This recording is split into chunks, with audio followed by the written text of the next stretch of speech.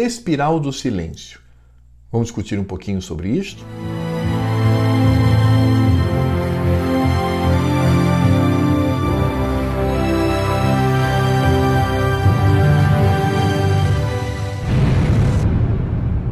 Olá, pessoal.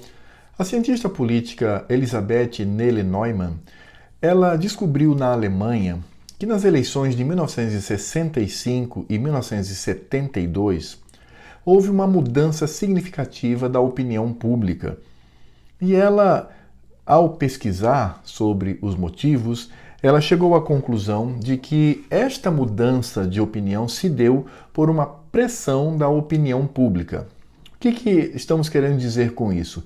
Que um grupo de pessoas, elas foram, de certa forma, oprimidas na sua opinião, e aí, por conta disso, elas mudaram a sua forma de votar, a sua forma de defender o governo. Foi quando, como resultado dessa pesquisa, em 1977, ela publicou um livro chamado A Espiral do Silêncio. E nesse livro, ela discute algo muito interessante. Ela vai dizer que muitos indivíduos na sociedade omitem a sua opinião por serem conflitantes com aquilo que supostamente a maioria pensa.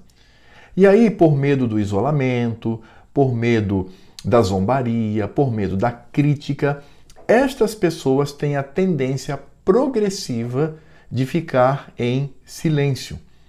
E esse movimento silencioso, ele é ascendente, como uma espiral.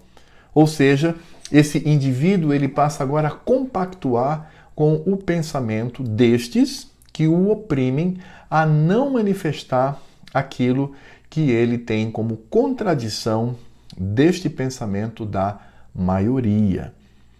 E ela também percebeu que outras pessoas, elas também passaram a ter esse mesmo tipo de comportamento, mesmo concordando com aqueles que estavam em silêncio. Ou seja, estas pessoas, elas deixavam de verbalizar as suas ideias.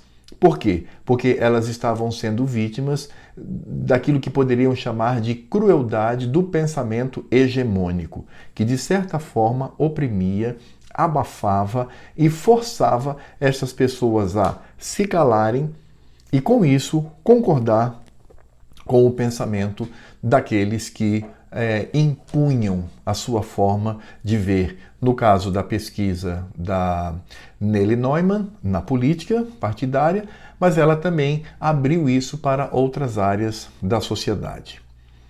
A gente pode perceber isso, por exemplo, na mídia, a mídia progressista. Ela impõe o seu pensamento o tempo todo, nos telejornais, nas novelas, nos programas de auditório, em outros programas, em documentários, sempre impondo o seu pensamento. A gente vai ver isso também no meio artístico, os artistas que são revolucionários, que são progressistas. Eles vão fazer isso na sua música, eles vão fazer isso na sua fala, nas suas entrevistas, dando aquele ar de intelectualidade e, com isso, fazendo com que ideias progressistas sejam disseminadas. A gente vai perceber isso no ambiente da escola, ali, principalmente no ensino médio, quando os professores eles começam a moldar a mentalidade dos alunos e aqueles que pensam o contrário começam a se calar, serem coniventes e permitir que essas ideias elas cresçam. Isso acontece na política, quando temos, por exemplo, período eleitoral ou quando temos programa de governo de determinados partidos políticos, mas principalmente, veja bem, principalmente nas universidades. A espiral do silêncio, ela se aplica a este ambiente. Quando as universidades no Brasil elas são completamente tomadas pelo pensamento progressista, pelo pensamento de esquerda, pelo marxismo, pelo socialismo, e com isso, então, aqueles que pensam o contrário, eles têm vergonha de expor a sua ideia, o seu pensamento. Porque se assim fizerem, serão chamados de retrógrados, serão chamados de fascistas, serão chamados de inimigos dos pobres e dos oprimidos, serão chamados de alienados, serão chamados de atrasados, e por medo disso, estas pessoas simplesmente vivem no silêncio. Passam 4, 5, 6 anos dentro da universidade e não têm coragem de expor a sua ideia. Diante disto, é preciso que nós tenhamos coragem de contrapor, coragem de apresentar a nossa visão de mundo. É necessário que esse silêncio não ocorra mais entre nós, mas que manifestemos a nossa posição. Eu reconheço que as mídias sociais, elas têm ajudado muito. Esse canal é prova disso. Mas no ambiente das universidades, professores, alunos, pesquisadores e até técnicos administrativos, eles se calam mesmo tendo uma visão contrária à que a turma do barulho, do xingamento, pensa e impõe.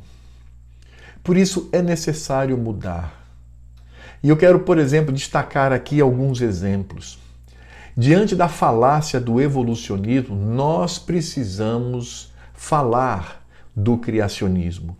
Diante do progressismo, nós precisamos mostrar, defender e falar quanto ao nosso conservadorismo.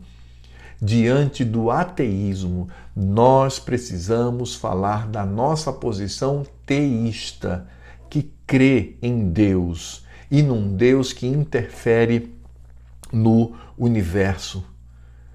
Diante do paganismo, e veja que todos os pensamentos dentro da universidade, elas estão estruturadas num alicerce religioso, se apresentam como uma religião pagã.